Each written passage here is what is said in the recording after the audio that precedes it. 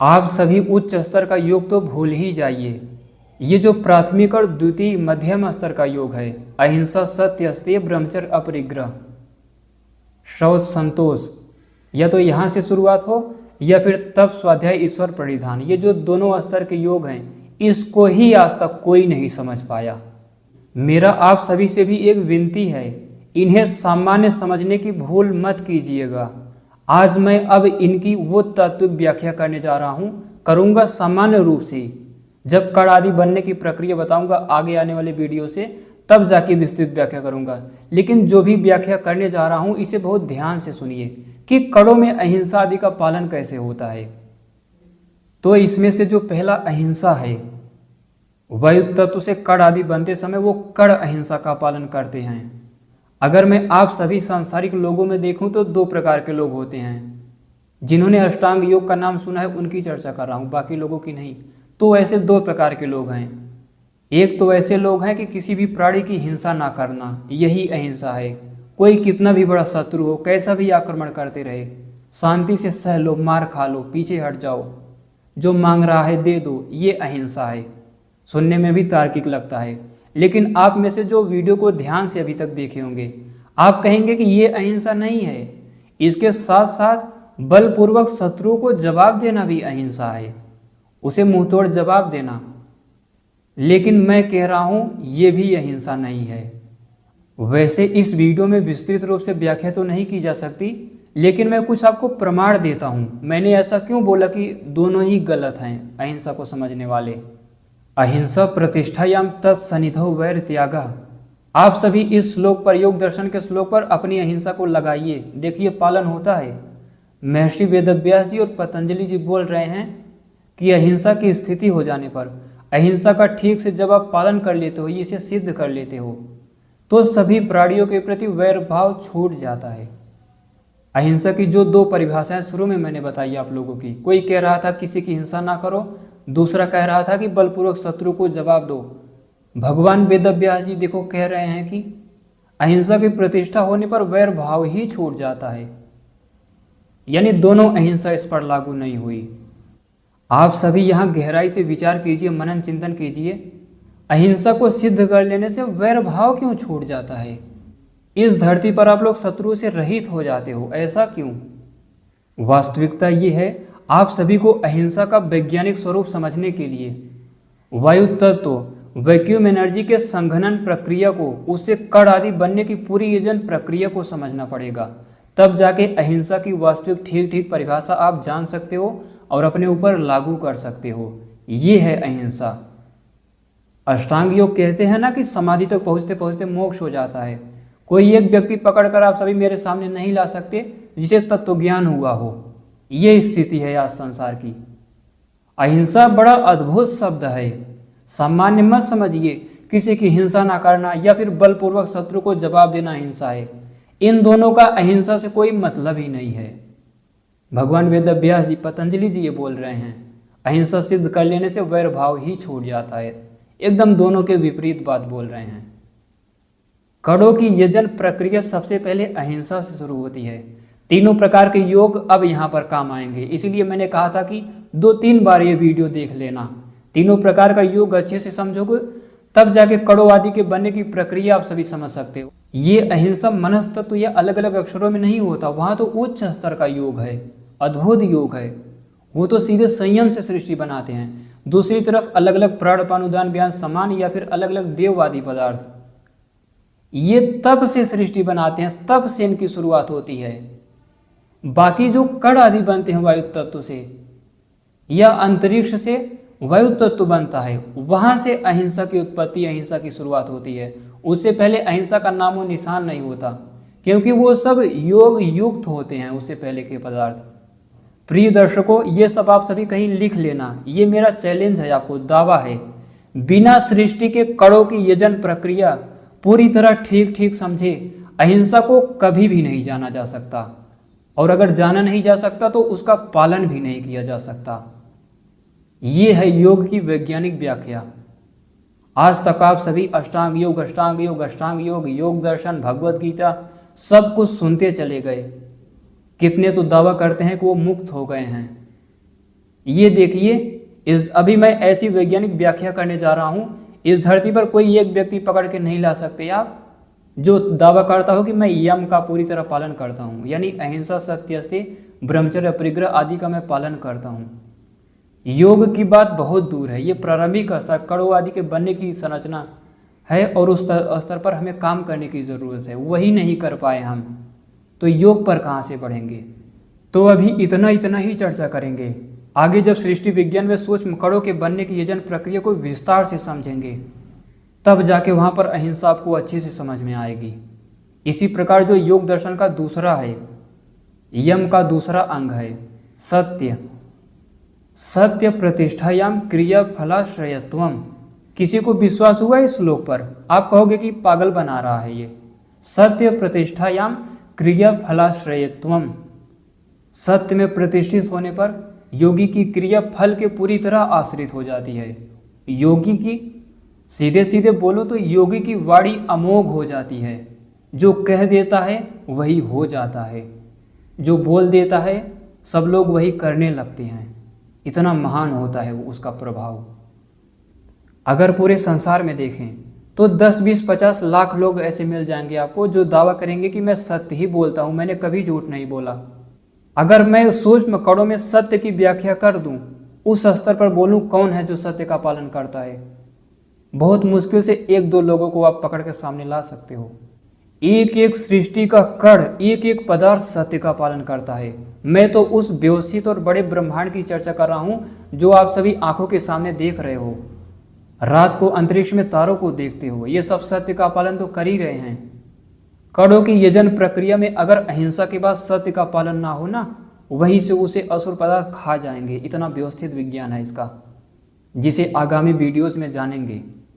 योग दर्शन के साधनापाद का अगला श्लोक देखिए। अभी देखिए, आप लोग मुझे कहोगे कि ये पागल बना रहा है। अब अस्तेय प्रतिष्ठायाम सर्वरत्नोपस्थानम। जो चोरी नहीं करता, जो संकल्प ले लेता है चोरी ना करने का, उसके सामने सारे रत्न उपस्थित हो जाते हैं। कोई मैच कर रहा है ये श्लोक? किसी चोर से आप कहो कि चोरी ना करो भाई, आपको सारे पदार्थ उपस्थित हो जाएंगे, वो आपको भगा देगा पागल बोल के।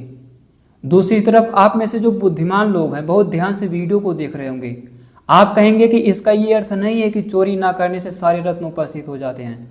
इसका ये भी मतलब हो जाता है कि जब अच्छा व्यक्ति होगा, चोरी नहीं करेगा, फिर वो संघर्ष करके पैसे आदि इकट्ठा करेगा और सारे आवश्यक पदार्थों को खरीद लेगा। लेकिन मैं कह रहा हूं ये आपकी दृष्टि पूरी तरह गलत है। इसका भी इस श्लोक से कोई मतलब ही नहीं है। चोरी ना करने वाले व्यक्ति को सारी चीजें अपने आप प्राप्त हो जाती हैं, ये भी बेकार का अर्थ है, उचित नहीं है। और जो आप सभी ने कहा कि चोरी नहीं करेगा तो अच्छे से संघर्ष करेगा और सारे पदार्थ खरीद लेगा आवश्यकता रूपी, ये श्लोक भी निराधार है। इस अस्तेय से इस श्लोक का कोई मतलब ही नहीं है। जब सभी प्राण, छंद व देववादी पदार्थ सृष्टि की ईजन प्रक्रिया को बनाना प्रारंभ करते हैं और अस्तेय, सत्य आदि के द्वारा वो वायु तत्व संघनित होकर कणों में बदलने लगता है। अस्तेय पर आते आते अगर वो अच्छे से अस्तेय की प्रक्रिया पर चल रहा है तो उस कण को बनते समय जिस भी छंद या सूक्ष्म प्राण आदि की आवश्यकता होती है, अंतरिक्ष से वो तुरंत उसे मिल जाता है रिस के। अगर अस्तेय का पालन कर रहा है, अगर चोरी आदि नहीं किया, उन सूक्ष्म कणों आदि में कोई गलत मार्ग नहीं अपनाया, तो वो पदार्थ उसे तुरंत मिल जाते हैं, प्राप्त हो जाते हैं। दूसरी तरफ देखो तो जो डार्क मैटर, डार्क एनर्जी हैं, इनका अस्तेय से कोई मतलब ही नहीं होता। इसीलिए चोरी, मार पीट, लूट, डकैती, दूसरे कणों को खा जाते हैं, किडनैप कर लेते हैं, युद्ध करा देते हैं आपस में देववादी कणों का, इनमें अस्तेय का पालन ही नहीं होता। और जब कण आदि बनते समय उसमें अस्तेय आदि में कहीं भी त्रुटि आती है, उन सूक्ष्म पदार्थों ने अस्तेय का पालन नहीं किया वायु तत्व में, तो वहीं पर असुर पदार्थों को मौका मिल जाता है और वो आक्रमण कर देते हैं। यही तो कमजोरी है, यही तो देखने के लिए सामाजिक असुर भी बैठे रहते हैं। तो ये है अस्तेय का वैज्ञानिक स्वरूप। मैंने ये वीडियो बहुत गहरे अनुसंधान के द्वारा बनाया है, इसीलिए आप सभी बुरा मत मानिएगा। इस धरती पर 99.999% लोग अस्तेय का पालन नहीं करते। इस आधार पर आप सभी लागू कीजिए। संसार में कौन है, अस्तेय का कड़ों में देखकर लागू कीजिए। संसार में आपको कोई नहीं मिलेगा जो अस्तेय का पालन करता हो। क्या कोई आईएएस अस्तेय का पालन करता होगा? आपको लगता है? कोई जज, मुख्यमंत्री, प्रधानमंत्री, आपकी खुद की सरकार है जिसको आप लोग अपना सब कुछ मानते हो, कोई एक नाम भी बता दो। इस धरती के 99.999% लोग क्यों अस्तेय का पालन नहीं करते? क्योंकि सृष्टि की वैज्ञानिक प्रक्रिया सूक्ष्मता में जाकर समझी ही नहीं गई। वैदिक विज्ञान का अध्ययन करते हुए कोई बहुत बड़ा पार्टिकल फिजिसिस्ट होगा, वही अस्तेय का पालन कर सकता है सृष्टि की हर एक सूक्ष्मता को जानकर।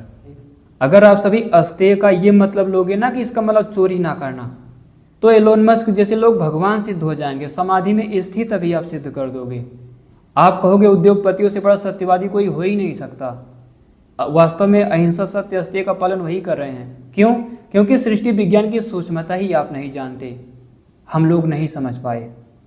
अभी मैं इन सबको सामान्य तरीके से बता रहा हूं। जब कण आदि बनने की प्रक्रिया बताऊंगा तब आप सभी देखिएगा डार्क मैटर का किस स्थिति में हस्तक्षेप हो सकता है कणों में, कणों के कंटेंट में क्या क्या हो सकते हैं।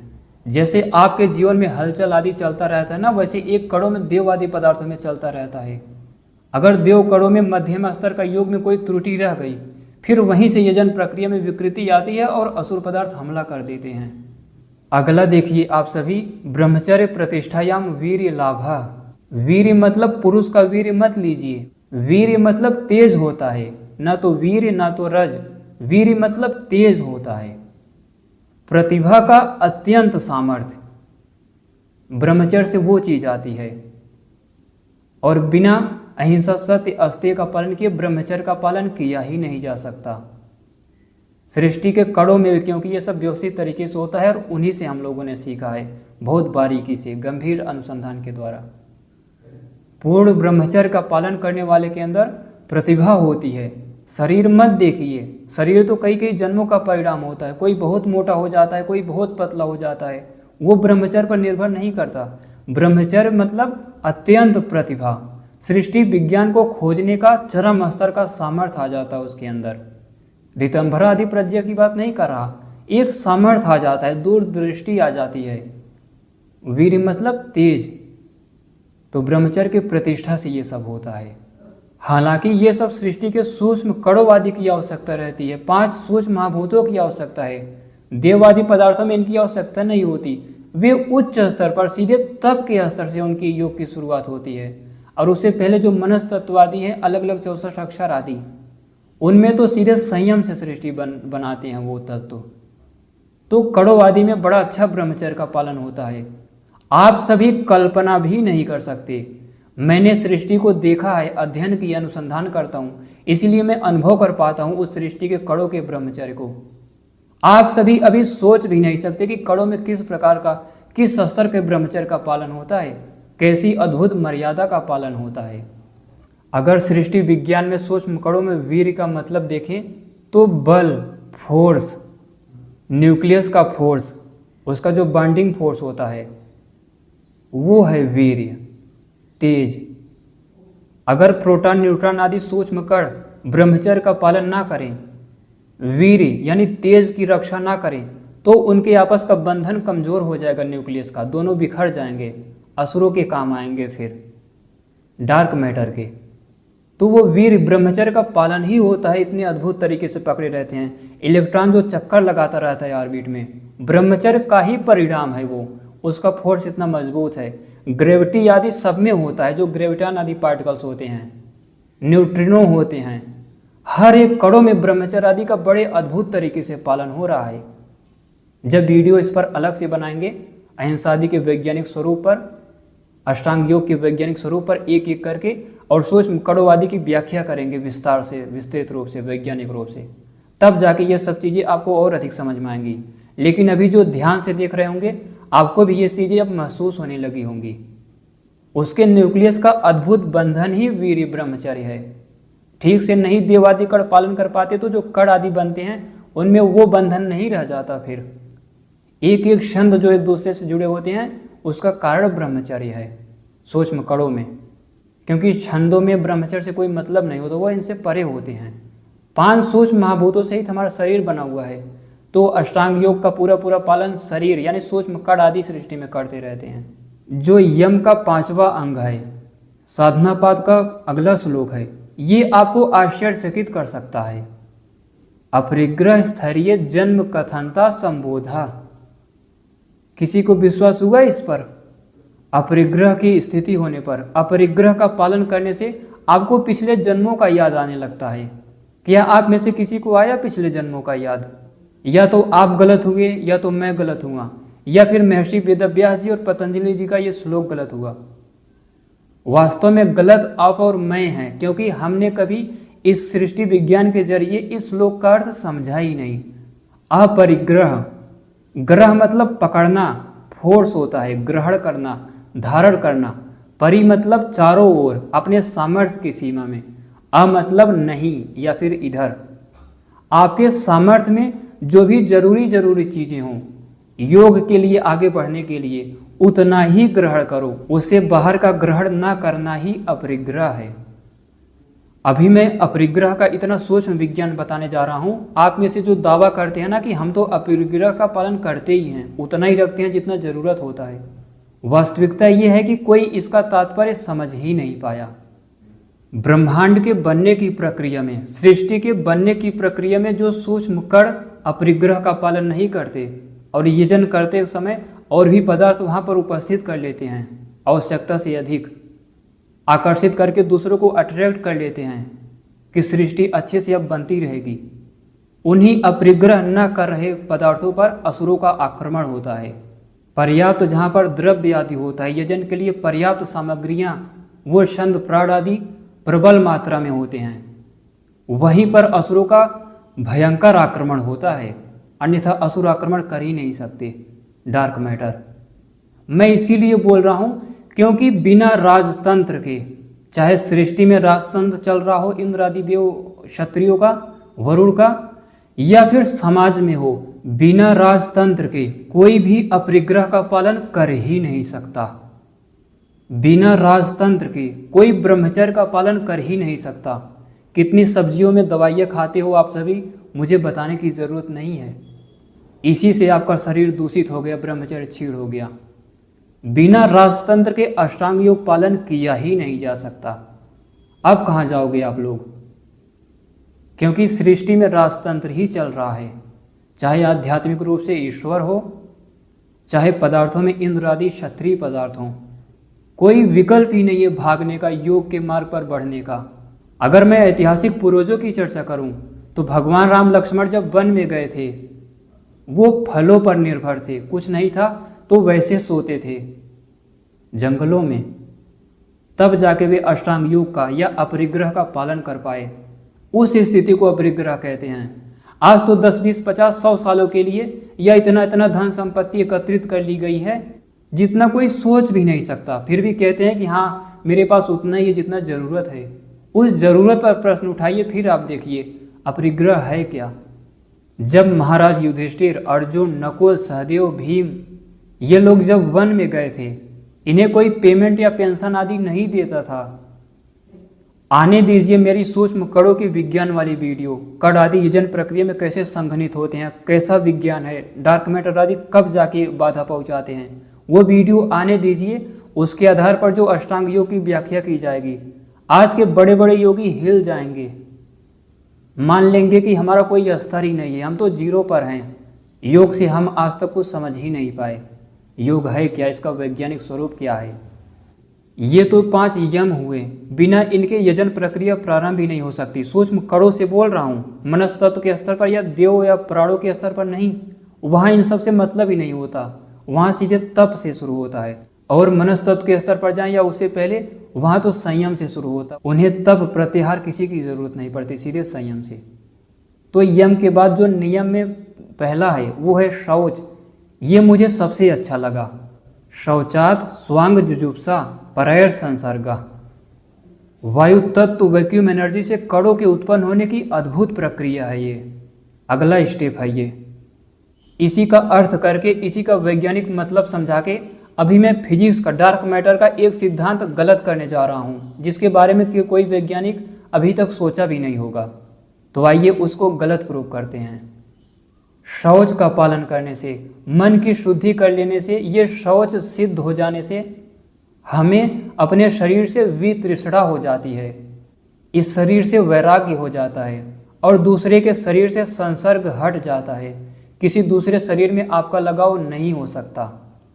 प्रिय दर्शकों, अगर सृष्टि के हर एक कण में इस शौच का पालन ना हो रहा होता, शुद्धिकरण की ये वैज्ञानिक प्रक्रिया ना हो रही होती, तो जितने भी विजिबल कण हैं लड़ भिड़ कर आपस में ही सब समाप्त हो गए होते, सब बिखर गए होते और प्रकृति में विलीन हो गए होते और पूरा ब्रह्मांड समाप्त हो गया होता।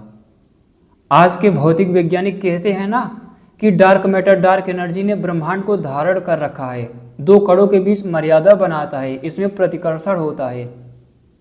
वैदिक विज्ञान में भी मैं सुनता हूं कि ये बोला जाता है कि डार्क मैटर प्रतिकर्षण होता है, दो कणों के बीच मर्यादा बनाता है। वास्तविकता में इस सिद्धांत से इसका कोई मतलब ही नहीं है। इस प्रतिकर्षण का सूक्ष्म कणों के बीच मर्यादा बनाने में कोई मतलब ही नहीं है, गलत सिद्धांत है ये। वैदिक विज्ञान वाले या फिर आधुनिक फिजिक्स वाले, किसी को भी ये भ्रम ना हो कि असुर पदार्थों ने ब्रह्मांड को धारण कर रखा है या फिर दो सूक्ष्म कणों के बीच मर्यादा बनाते हैं। निश्चित रूप से मैं भी स्वीकार करता हूं, प्रतिकर्षण गुण होता है, असुरों का काम है प्रतिकर्षित करना, लेकिन दो कण यजन कर रहे होते हैं, वहां पर मर्यादा नहीं बनाते ये, या फिर सृष्टि का अस्तित्व नहीं बचा कर रखा है। सृष्टि के अस्तित्व को बचाने में असुर पदार्थों का कोई योगदान है ही नहीं। प्रतिकर्षित तो करते हैं, यजन होने जा रहा होता है तो दूर हटा देते हैं, यजन नहीं करने देते। उससे भी जब फिर यजन होने जा रहा होता है तो दूसरे को किडनैप कर लेते हैं, दोनों को खत्म कर देते हैं, उनके अंदर विकृतियां उत्पन्न कर देते हैं। क्योंकि अगर उन कणों में और विकृतियां तभी उत्पन्न करते हैं जब अच्छे से अष्टांग योग का पालन नहीं किए होते, वो कण आदि गलत तरीके से थोड़ा बहुत विकृत रूप से बने रहते हैं, तभी असुर आक्रमण करते हैं। तो प्रतिकर्षण गुण इस शौच की प्रक्रिया के अनुसार होता है। सृष्टि के सूक्ष्म कण अपनी मर्यादा सूक्ष्म छंदों के आधार पर स्वयं बनाते हैं। अगर उन्होंने बनते समय शौच गुण का पालन किया है तो शौच मतलब मन की शुद्धता, यानी उस कणों की आंतरिक शुद्धता, केंद्रीय शुद्धता। अगर उस तरह से यजन में वो बने हैं तो फिर शौच का पालन करके वो अपने बीच मर्यादा बनाते हैं। कल्पना में भी एक दूसरे को वो यजन में स्पर्श नहीं कर सकते, क्योंकि मर्यादा बना रखी है उन्होंने इसी शौच गुण की वजह से। तो ये प्रतिकर्षण गुण इसी स्पष्ट रूप से फिजिक्स के सिद्धांत के अनुसार शौच गुण से आता है, न कि डार्क मैटर का प्रतिकर्षण। वो प्रतिकर्षण अलग होता है, वो प्रतिकर्षण केवल सृष्टि को नष्ट करने में और बिगाड़ने में ही काम आता है। कभी आप लोगों ने सुना है असुर भी कुछ अच्छा किए हों? हो ही नहीं सकता। कोई भी ऐसा उदाहरण आप समाज में भी नहीं दे सकते जहां पर असुरों ने हित किया हो समाज संसार का। तो ब्रह्मांड में वो कैसे कर सकते हैं?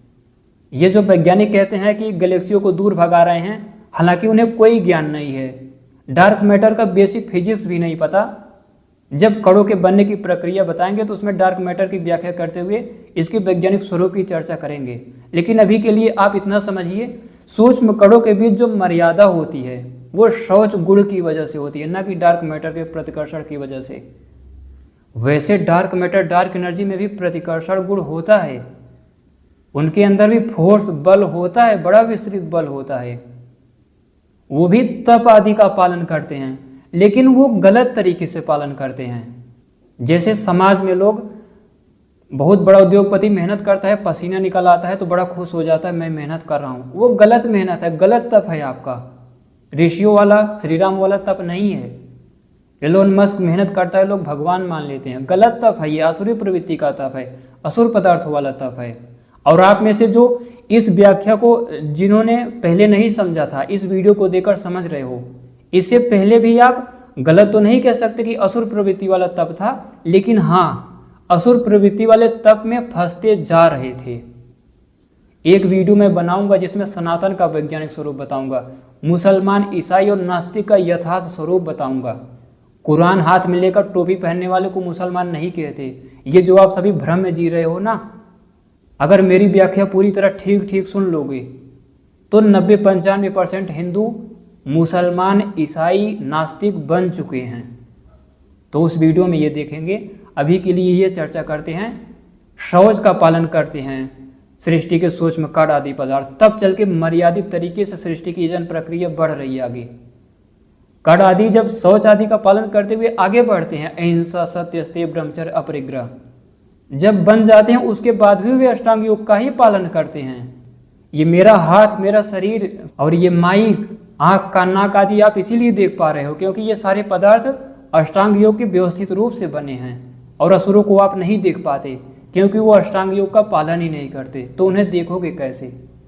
और जब आप सभी अहिंसा, सत्य, अस्तेय, ब्रह्मचर्य, अपरिग्रह, शौच, संतोष इतना का मर्यादित तरीके से पालन कर लोगे, तब चल के 5 सोच महाभूतों पर आपका विजय हो जाएगा। और जब तब स्वाध्याय, ईश्वर परिधान आदि से होते हुए आगे भी पालन करोगे अच्छे से, तब जाके इंद्र आदि देव पदार्थों व सूक्ष्म प्राणों पर आपका वश हो जाएगा। और उससे सूक्ष्म जब समाधि संयम तक पहुंच जाओगे तो अलग अलग अक्षरों पर भी आपका वश हो सकता है। योग दर्शन में यह सिद्धि है। एक योगी सामने रखे गिलास के पानी को बदल सकता है दूसरे धातुओं में, पदार्थों में। वो सर्वश्रेष्ठ उच्चतम स्तर का योग है।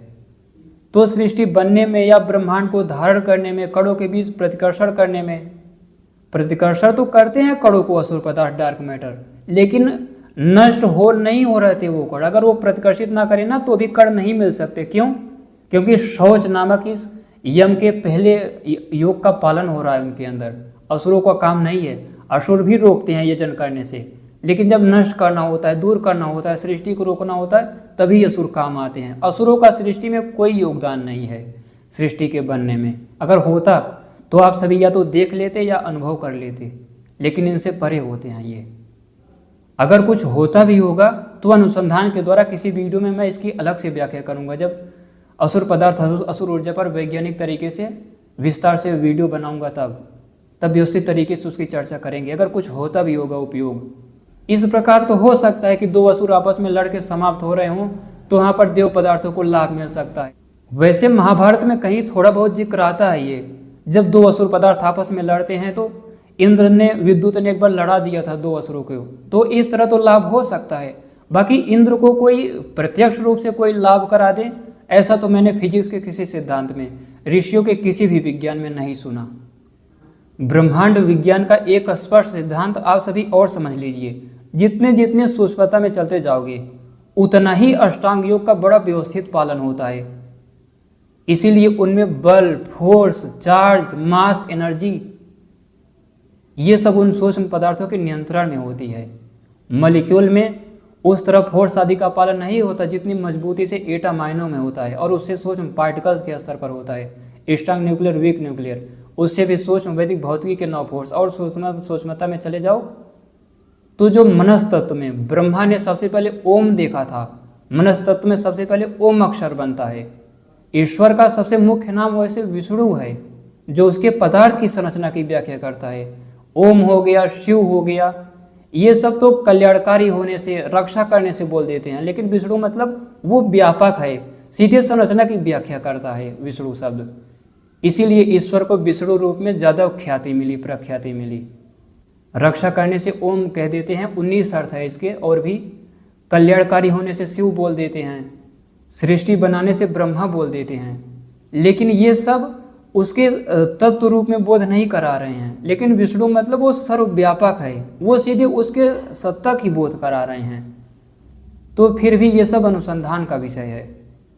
तो जितने ही सूक्ष्म पदार्थ होते चले जाते हैं ना सूक्ष्मता में, उतना ही व्यवस्थित तरीके से वो योग के मार्ग पर चलते हैं। उतना व्यवस्थित तरीके से योग का पालन आपका या स्थूल शरीर या फिर पेड़ पौधों का तना आदि नहीं कर पा रहा है, वृक्ष पत्ते, जितना व्यवस्थित तरीके से मॉलिक्यूल आदि कर रहे हैं। मॉलिक्यूल भी उतने अच्छे से नहीं कर पा रहे हैं जितने अच्छे तरीके से योग का पालन एटम आयन करते हैं। एटम आयन उतने अच्छे से नहीं कर पाते जितने अच्छे से अलग अलग सभी पार्टिकल्स करते हैं। अलग अलग सभी पार्टिकल्स भी उतने अच्छे से यौगिक दृष्टि से नहीं है उतने शुद्ध जितना वायु तत्व है, और जितना वायु तत्व नहीं है उससे अधिक सूक्ष्म में अंतरिक्ष की यूनिट देखोगे ना, और मनस तत्व आदि, उसके बाद अहंकार तत्व, महत तत्व, और वो अलग अलग अक्षर, और सबसे श्रेष्ठ होने से सबसे ज़्यादा बल, फोर्स, मजबूती, पकड़, नियंत्रण करना, यजन कराने का सामर्थ्य, सृष्टि को धारण करने का सामर्थ्य उन्हीं पदार्थों में विशेष रूप से होता है। क्यों? क्योंकि वह सृष्टि के सर्वोच्च योगी हैं, सबसे बड़े। वो इतने महान पदार्थ होते हैं, असुर पदार्थ उन्हें स्पर्श भी नहीं कर सकते।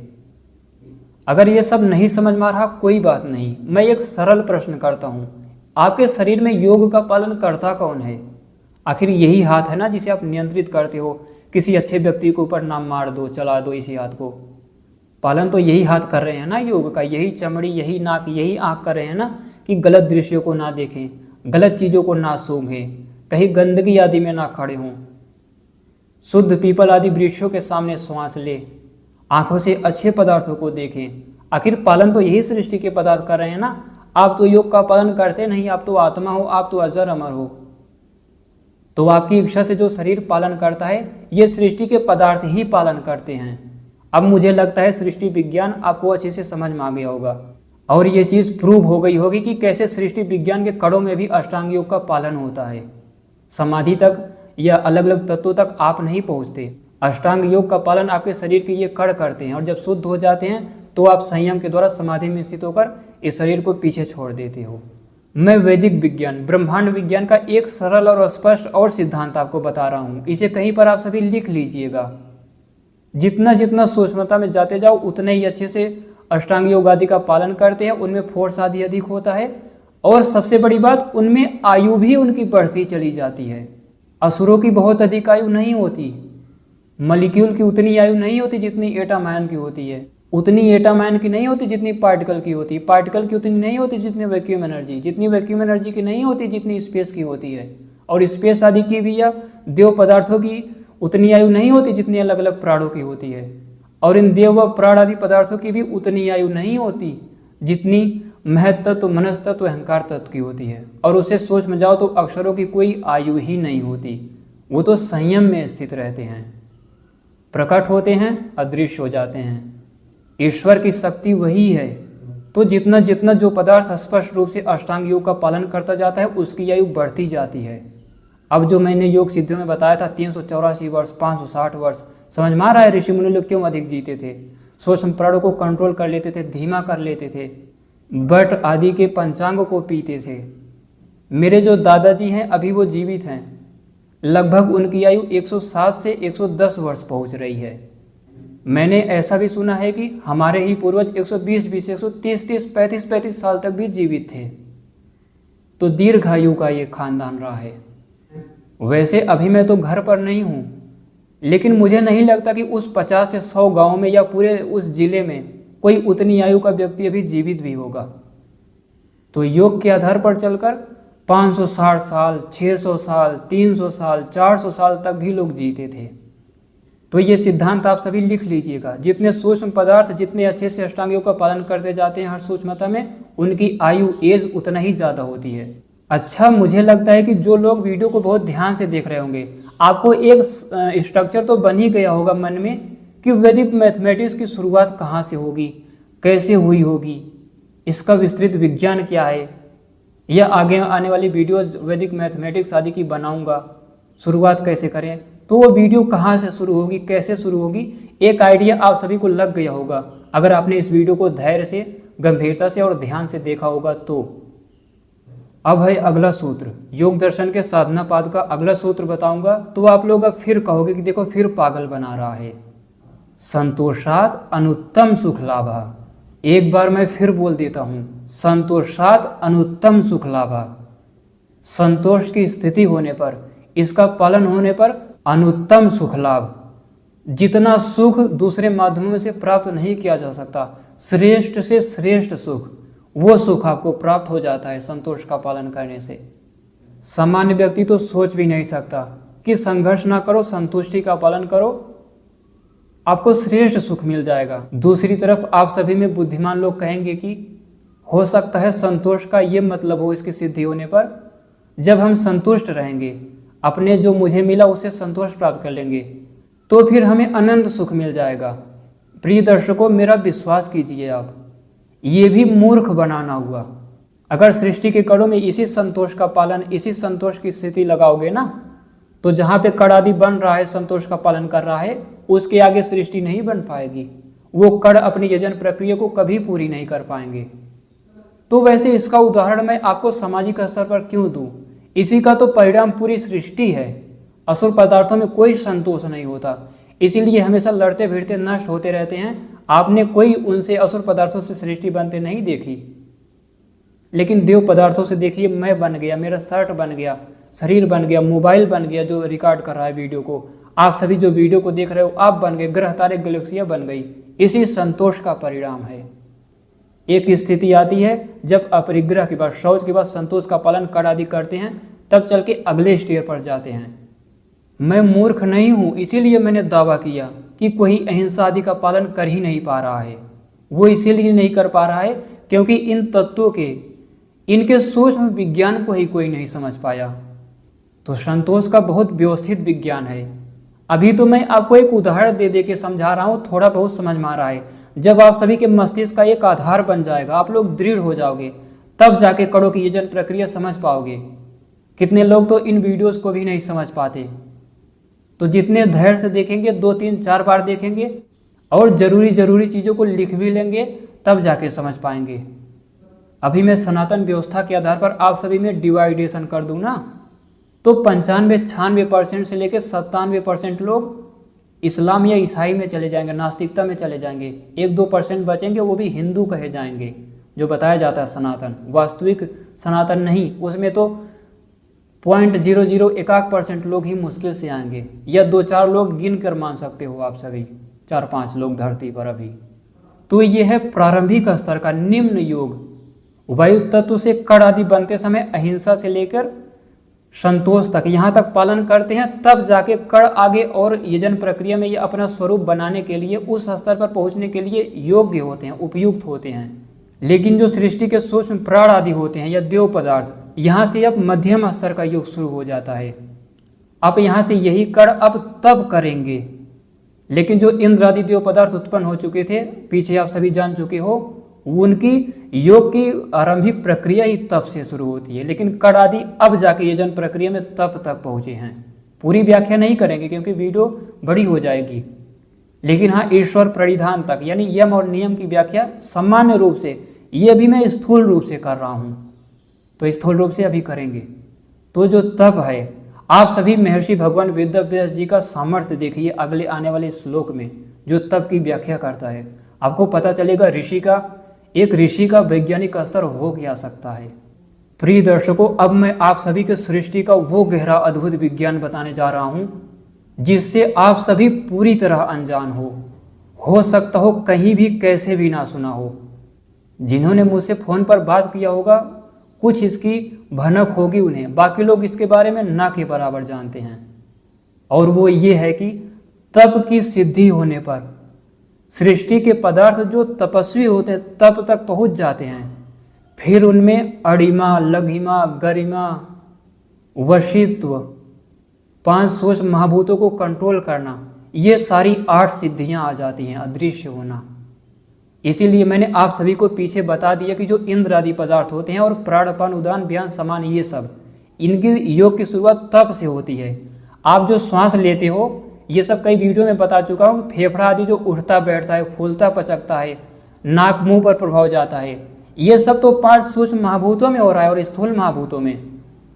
लेकिन जो शक्ति इस बल में लगा रही है, जो बल का मुख्य कारण है, वो है प्राण। लोग कहते हैं ना कि श्वास लेना प्राण है और श्वास को छोड़ना अपान है।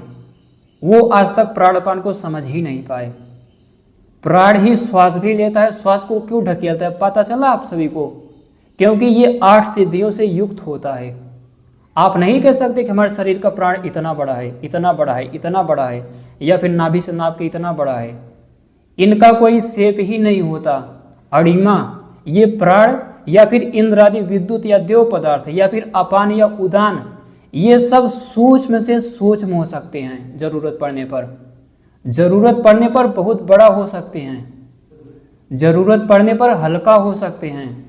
और 5 सूक्ष्म व स्थूल महाभूतों पर इनका वशित्व होता है, कंट्रोल होता है, सूक्ष्म प्राणों का और देवादि पदार्थों का। यही तो 5 भूतों को संचालित करते हैं।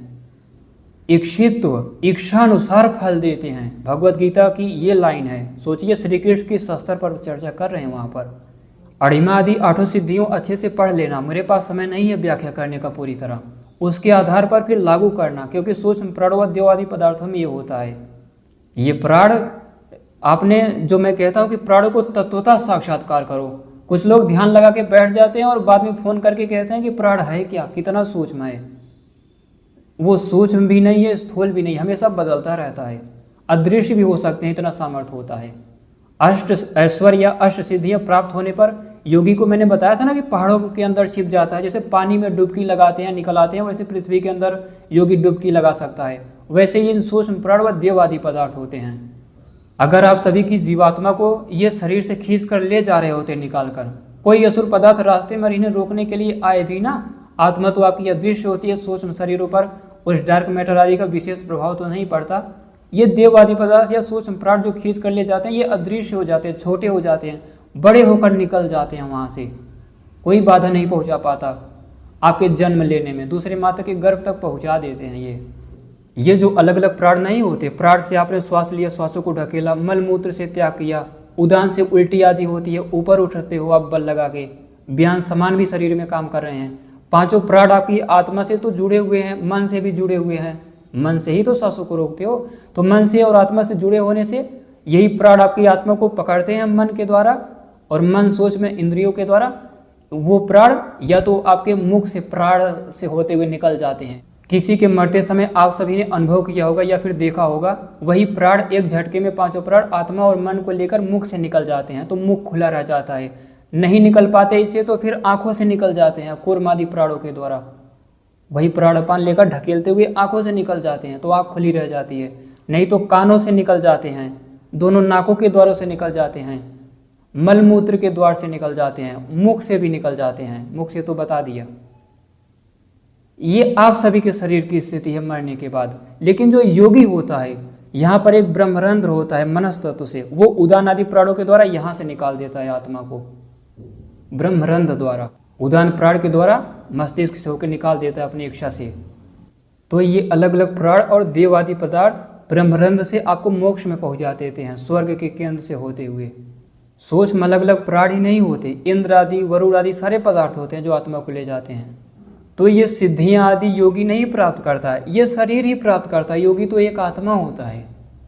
तो ये शरीर में इन्हीं सूक्ष्म, पहले सृष्टि के सूक्ष्म प्राणपन आदि के अंदर इन्हीं 8 सिद्धियों को समझता है देव आदि पदार्थों के अंदर, फिर अपने शरीर पर अप्लाई करता है और वही क्रिया कर ले जाता है। और दूसरा तकनीकों, एक्सपेरिमेंट या तप के आधार पर भी बना देता है, अनुसंधान के आधार पर भी। मेरी भाषा अगर आप सभी नहीं समझ पा रहे हो तो फिर मैं कण आदि बनने की प्रक्रिया आपको नहीं समझा सकता। इसीलिए वीडियो को बहुत गहराई से, ध्यान से देखा कीजिए, गंभीरता से देखा कीजिए। ना समझ में आए तो 2-3 बार देख लिया कीजिए, तब भी ना समझ में आए तो एक महीने में फिर रिवाइज कर लिया कीजिए, कहीं पर लिख लिया कीजिए। अगर आपको पूरी सृष्टि को जानना है तो, अगर आप सभी को ब्रह्मांड विज्ञान को जानना है तो, क्योंकि आप सभी कल्पना कीजिए, जब मैं किसी सूक्ष्म कण को लूंगा और वायु तत्व से एक आधार रूप में उसके बनने की प्रक्रिया समझाना शुरू करूंगा, उस कण के अंदर वायु तत्व का क्या योगदान है, कैसे वो भरा हुआ है, उसके अंदर फिर स्पेस की क्या भूमिका है, उसके अंदर इंद्र आदि देव पदार्थों की क्या भूमिका है, वरुण की, अश्विनी कुमार प्राण प्लस अपान की क्या भूमिका है, अलग अलग प्राणों की क्या भूमिका है, और इनकी अष्ट सिद्धियां कैसी होती हैं, कणों की यजन प्रक्रिया में या नियंत्रित करने पर ये कैसे पकड़े हुए हैं, कैसे उसे आगे बढ़ा रहे होते हैं, ढकेलते हैं, खींचते हुए ले जाते हैं। सृष्टि में आपने सुना है ना कि क्षत्रिय पदार्थ होते हैं, ब्राह्मण होते हैं, वैश्य होते हैं, शूद्र होते हैं, राजा होते हैं, इंद्र आदि राजा ही हैं, प्रजाएं रहती हैं सृष्टि में, अप्सराएं होती हैं। तो जो राजा होते हैं क्षत्रिय पदार्थ होते हैं, जो शूद्र अच्छे से कार्य नहीं करते, यजन आदि प्रक्रिया में उन्हें पकड़ पकड़ के ले जाते हैं। कैसे ले जाते हैं आपको अनुभव होने लगा होगा। तो ये सब बड़े विस्तृत तरीके से जब चर्चा करेंगे तो वो चीज़ आप सभी को समझ में आए, इसीलिए ध्यान से देखने के लिए मैंने बोला। ये सूक्ष्म प्राण व देव आदि पदार्थ उन कणों के अंदर उनके कंटेंट भी होते हैं और उन कणों का ऐसा उपयोग कर ले जाते हैं, एटम एंड मॉलिक्यूल या अलग अलग सभी पार्टिकल्स का, जैसा चाहते हैं अपने 8 सिद्धियों के द्वारा। छोटे होकर भी नियंत्रित करते हैं, बड़े होकर भी उस कण को, जो कण फोटान आदि होता है वो बड़ा भी होता है, छोटा भी होता है, स्पंदित भी होता है। सूर्य की भी यही प्रक्रिया, सूर्य फूलता पचकता भी है, बहुत कम लोग जानते होंगे आप में से। पृथ्वी भी अपने स्तर पर वाइब्रेट आदि करती है, देव आदि पदार्थ ही कराते हैं। पृथ्वी कम फूलती पचकती है? इसका जवाब वैदिक विज्ञान देगा, या फिर आप में से ध्यान से देखने वाले समझ गए होंगे। सूर्य क्यों थोड़ा ज़्यादा फूलता पचकता है, स्पंदित होता है, इसको भी आप सभी समझ गए होंगे। जो आठों सिद्धियों के बारे में मेरी पिछली योगी की सिद्धि वाली वीडियो देखे होंगे और इसको भी देख लिए होंगे। आप अपने आप सृष्टि की व्याख्या करने लगोगे, ये ऐसा विज्ञान है और यही है अष्टांग योग। अन्यथा मुक्ति होना संभव ही नहीं है। मुक्ति तो छोड़ दीजिए, अहिंसा का ही पालन करने वाला मुझे आज तक कोई नहीं दिखाई दिया, एक दो को छोड़कर। प्राणों को नियंत्रित करके यही तो अष्ट सिद्धियों का काम तो करते हो आप सभी। प्राणों को नियंत्रित करके ये सब महसूस किया कीजिए। एक बात आप सभी और ध्यान दीजिएगा, एक मैं आप सभी को दूरदृष्टि देता हूँ। जैसे शरीर में फोड़ा आदि होता है, या कहीं पर जोर से मार दो या टूट फूट जाए तो वहाँ पर फूल जाता है, क्योंकि वहाँ पर गलत हुआ उस पदार्थ के साथ, उस हड्डी के साथ, उस रक्त के साथ, उस नस के साथ। इसलिए देव पदार्थों ने वो प्रक्रिया प्रारंभ कर दी। तो देववादी पदार्थ या प्राणपान व्यान उदान समान यही नहीं होते जो मैंने व्याख्या की। आपके हड्डी के कण कण में होते हैं, लेकिन उस पर आपका नियंत्रण नहीं है। आपके नियंत्रण वाले ये 5 हैं, इस पर भी ठीक से नहीं है।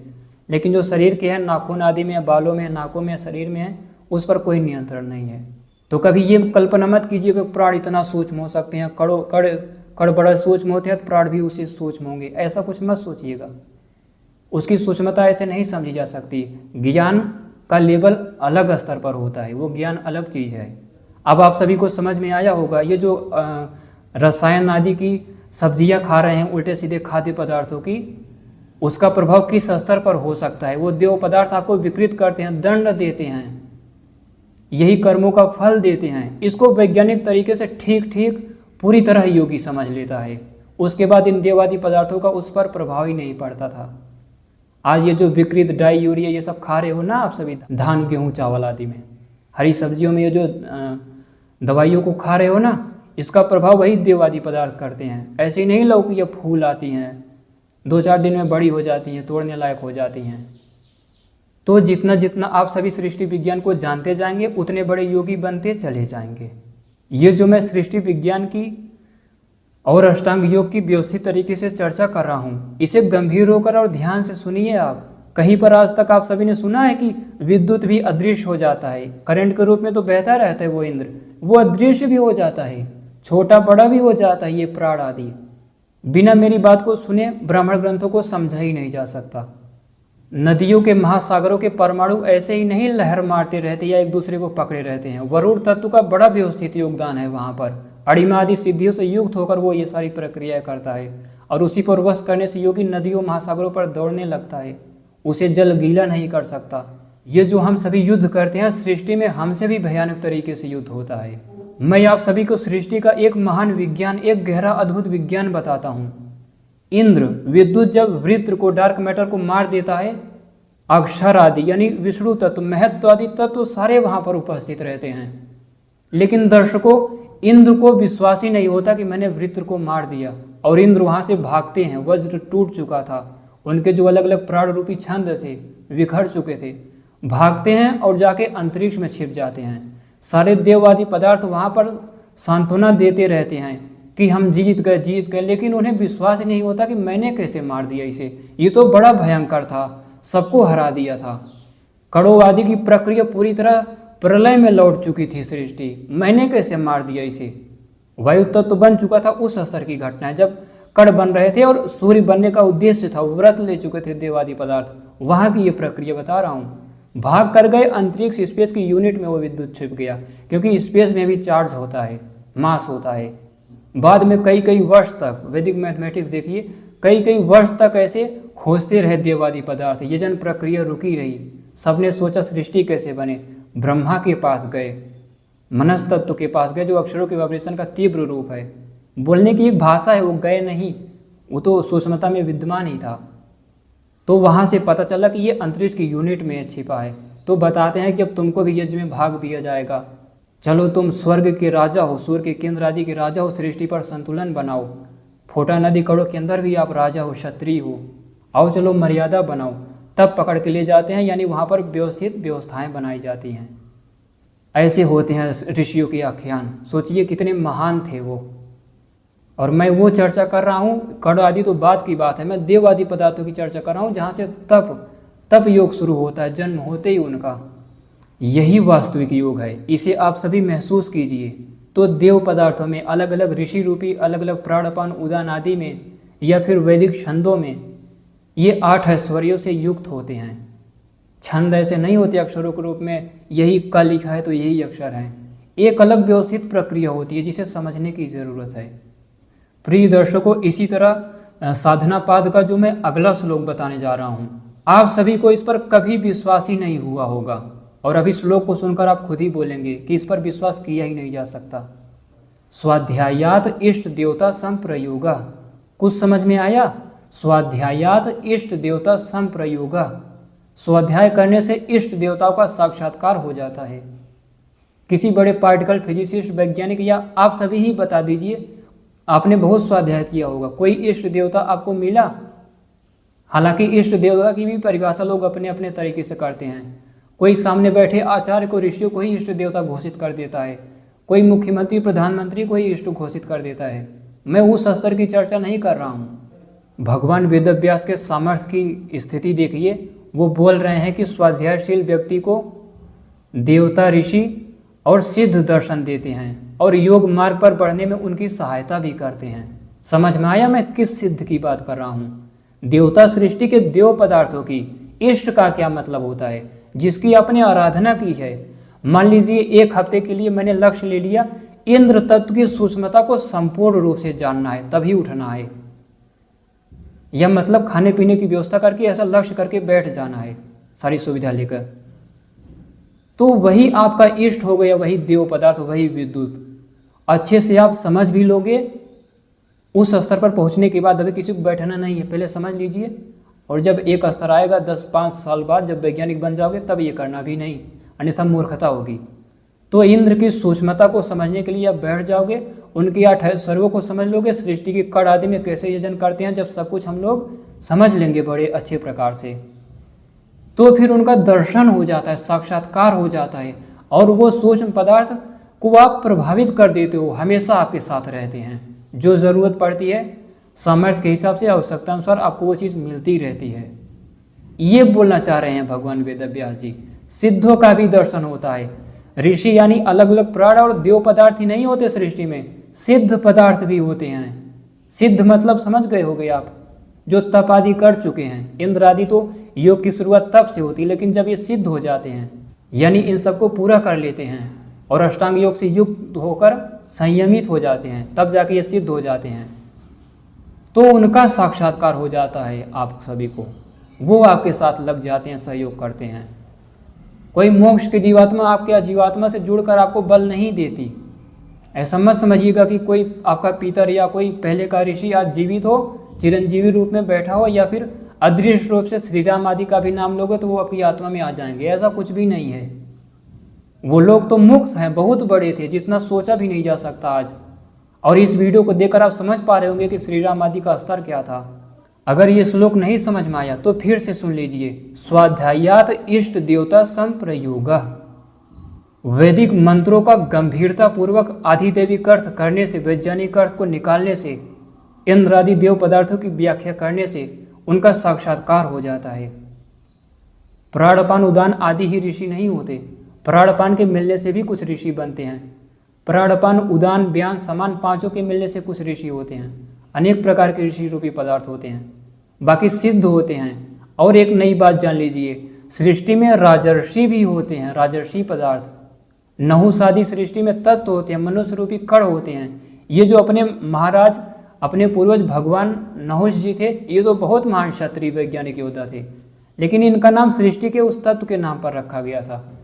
तो सृष्टि में राजर्षि पदार्थ भी होते हैं, महर्षि भी पदार्थ होते हैं, ब्रह्मर्षि भी पदार्थ होते हैं, गंधर्व भी पदार्थ होते हैं, वानर भी पदार्थ होते हैं, ऋक्ष भी पदार्थ होते हैं, किन्नर भी पदार्थ होते हैं, नाग भी पदार्थ होते हैं, असुर भी पदार्थ होते हैं, देव भी पदार्थ होते हैं, गंधर्व भी पदार्थ होते हैं, गरुड़ भी पदार्थ होते हैं, पक्षी भी पदार्थ होते हैं, श्वान भी पदार्थ होते हैं, अश्व भी पदार्थ होते हैं, गौ भी पदार्थ होते हैं, वृक्ष भी पदार्थ होते हैं, अरण्य भी पदार्थ होते हैं, ग्राम भी पदार्थ होते हैं, नगर रूपी भी पदार्थ होते हैं।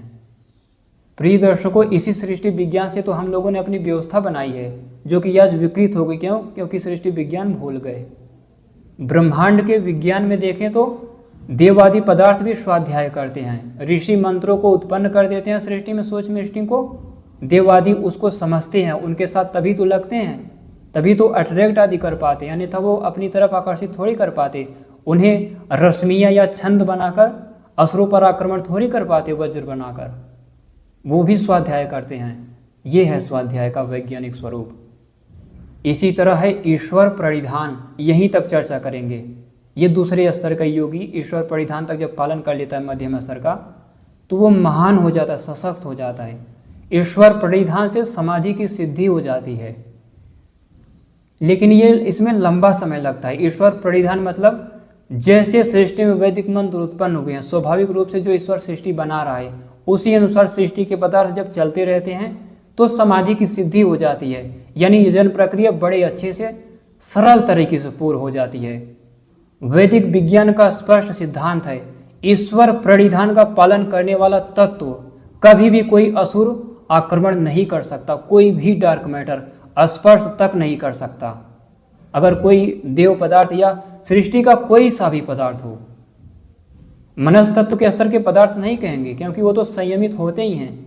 देववादी पदार्थों की चर्चा कर रहा हूं। जहां जहां भी असुरों ने आक्रमण किया है, ब्राह्मण ग्रंथ पढ़ लेना, सारे ब्राह्मण ग्रंथ, जहां जहां भी असुर पदार्थों ने आक्रमण किया है तो वहीं किया है जहां पर ठीक से या तो ईश्वर परिधान का पालन नहीं हुआ, अहिंसा का पालन नहीं हुआ, सत्य का पालन नहीं हुआ।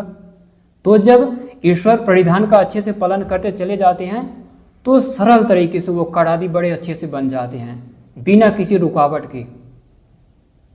तो ये है ईश्वर परिधान का। और आपकी भी समाधि की सिद्धि हो जाती है एक समय के बाद, अगर ईश्वर को समर्पित करके, ईश्वर मतलब स्वभाव को समर्पित करके, इस सृष्टि विज्ञान को समर्पित करके, इंद्रादि क्षत्रिय पदार्थों में समर्पण करके आप अगर कार्य करते हो अच्छे से, हालांकि आज नहीं किया जा सकता। आप इस लोकतंत्र में अहिंसा का पालन नहीं कर सकते, मैं भी नहीं करता। अहिंसा सत्य किसी का नहीं। बोल सकते हैं कि चलो ब्रह्मचारी हैं, लक्ष्य है ब्रह्मचर्य का, लेकिन जो खा रहे हैं यूरिया डाई, उसका क्या करोगे? उससे भी तो शरीर के कण आदि छीड़ होते हैं, विकृत हो जाते हैं, दूषित हो जाते हैं, मन दूषित हो जाता है। उसके लिए राजतंत्र की ही व्यवस्था में ऐसा संभव है। और वो राजतंत्र जहाँ पर अगर तकनीकें हो तो व्यवस्थित हों, धर्म मर्यादाएं श्रेष्ठ हों, मध्यकालीन राजतंत्र या फिर इससे पहले का आदिकाल का रामायण महाभारत काल का राजतंत्र। तो यहीं तक चर्चा करते हैं, बहुत विस्तार से आगे नहीं जाऊंगा। और इनकी भी एक सामान्य व्याख्या की, क्योंकि आप में से बहुत से लोग कमेंट भी करते रहते हैं कि समझ में कम आ रही हैं बातें। तो वीडियो को 2-3-4 बार देख लिया कीजिए, थोड़ा समय दीजिए, इस पर ध्यान आदि कीजिए, अपनी प्रतिभा को जगाइए। इस ब्रह्मांड में राजतंत्र ही चल रहा है, ये ध्यान रहे। बिना राजतंत्र के सनातन धर्म की स्थापना ना तो धरती पर होगी ना तो सृष्टि में होगी। तो लोकतंत्र को सहमति देने वाले ये समझते हैं कि ईश्वर भी मूर्ख है, सृष्टि के देवादि पदार्थ भी मूर्ख हैं, और जो इस सृष्टि विज्ञान को व्यवस्थित तरीके से जानते थे ऋषि मुनि राजर्षि लोग, वो भी मूर्ख थे जो लोकतंत्र को समर्थन देते हैं। मैं मनुस्मृति का विरोध करने वाले की बात नहीं कर रहा, वो तो असुर है ही। मैं आपके संगठनों के अच्छे लोगों की बात कर रहा हूँ, सामाजिक लोगों की बात कर रहा हूँ, जो सन्यासी होने का दावा करते हैं। मैं आप सभी की बात कर रहा हूँ कि चलो लोकतंत्र कहीं ठीक है। तो यही है सृष्टि का विज्ञान, योग का अद्भुत उच्चतम स्वरूप और ऋषियों की महान सिद्धियाँ, जो कि अपने सामर्थ्य से जितना मुझसे हो सका मैंने बताया।